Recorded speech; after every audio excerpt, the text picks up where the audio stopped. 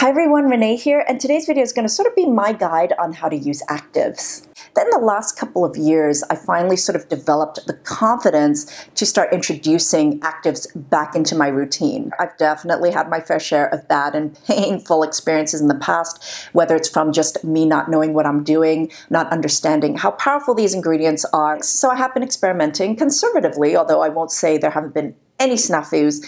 However, I kind of have a very good understanding of what my skin can take at this point. As a general rule, I just believe concentrated actives should be approached cautiously and one at a time. So I'm going to share with you how I use actives, what I use together, what I feel should be separated, what combinations work really well together, and what combinations will probably cancel each other out. So you've heard the word actives used a lot. They're essentially the ingredients or molecules that are proven to target and treat unique skin issues. This can be anything from signs of aging, it could be wrinkles, it could be acne, skin redness, dryness, sensitivity. I'm going to talk obviously about the ones that are most commonly used in my skincare routine, so the ones that I'm most familiar with, and the ones that just tend to be the most popular. So I don't feel like I need all these actives in my routine or like to find a way to fit them all for maximum benefit.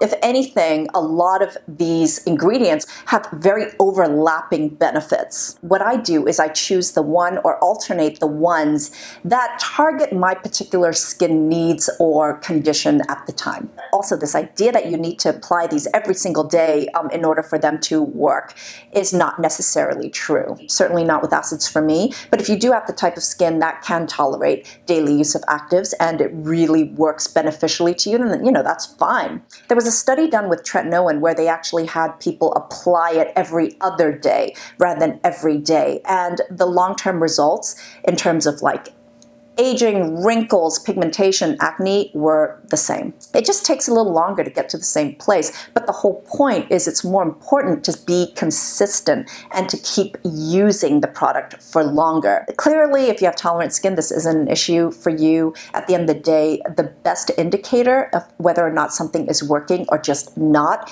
is your own skin. I keep getting asked what actives will cancel one another out when applied together in the same routine. Really, there are no formulations that will do that when used together, other than benzoyl peroxide. It's always been advised not to combine tretinoin or retin-A with benzoyl peroxide because they're sort of more unstable formulas, and benzoyl peroxide is oxidative. This has sort of become quite dated now though, because a lot of the new tretinoin or retin-A formulas have gotten more and more stable. So it's not really the issue it used to be, but if you want to are on the side of caution, then just don't use them together. Adapalene, for example, which is in Differin, that is new generation, so that can be used with benzoyl peroxide, no problem. So Epiduo, which is specifically prescribed for treating acne, combines adapalene and benzoyl peroxide within the same formula. And also take into account is that this isn't something that happens immediately. It's not this immediate reaction where they cancel one another out and render each other useless the minute they come into contact. It requires a slow chemical reaction for there to be degrading. So, it will still work. The tretinoin and the benzoyl peroxide will still work. Yeah. Vitamin C or L-ascorbic acid and benzoyl peroxide definitely do conflict, so it's probably best to separate them in your routines. Together, they're not going to hurt your skin. They're just not going to work, so there's no point.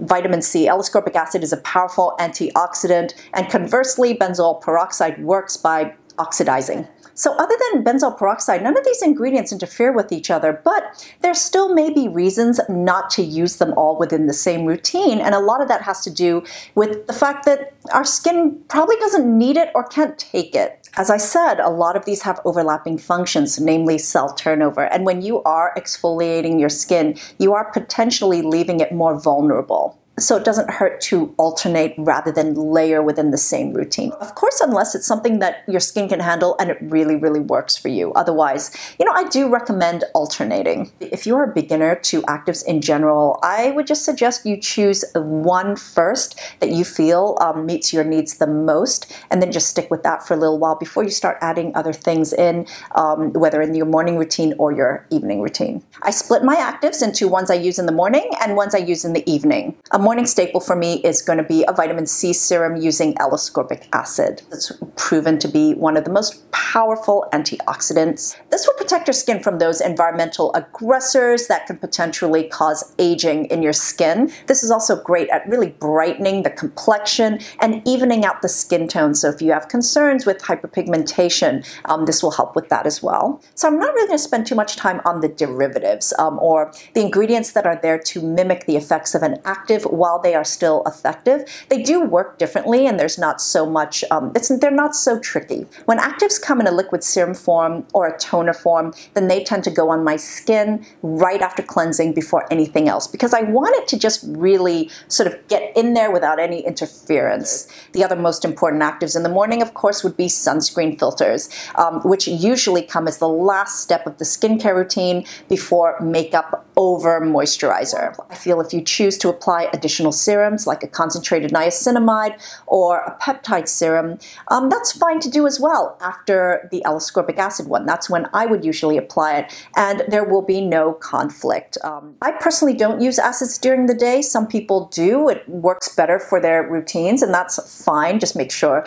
you are really using a good sunscreen. However, for me, if I use vitamin C on top of an acid toner or an acid serum, it actually will cause a lot of sensitivity on my skin. My skin just can't take that combination. The alpha hydroxy acids are fantastic at exfoliating the skin. They also have additional benefits. They're great at skin brightening as well. So they really help with some of the superficial scarring and some hyperpigmentation. But they're also great at hydrating the skin as well, which makes them an excellent option for anyone with drier or dehydrated skin, or a fantastic skin exfoliant during the winter time. BHAs, on the other hand, because they are oil soluble, they are fantastic for getting deeper into the pores and just clarifying your skin, just degunking those pores and getting rid of anything that could potentially clog. Just an excellent option for anyone who is acne prone or has easily congested skin. If you're very oily, this also works for surface exfoliation as well.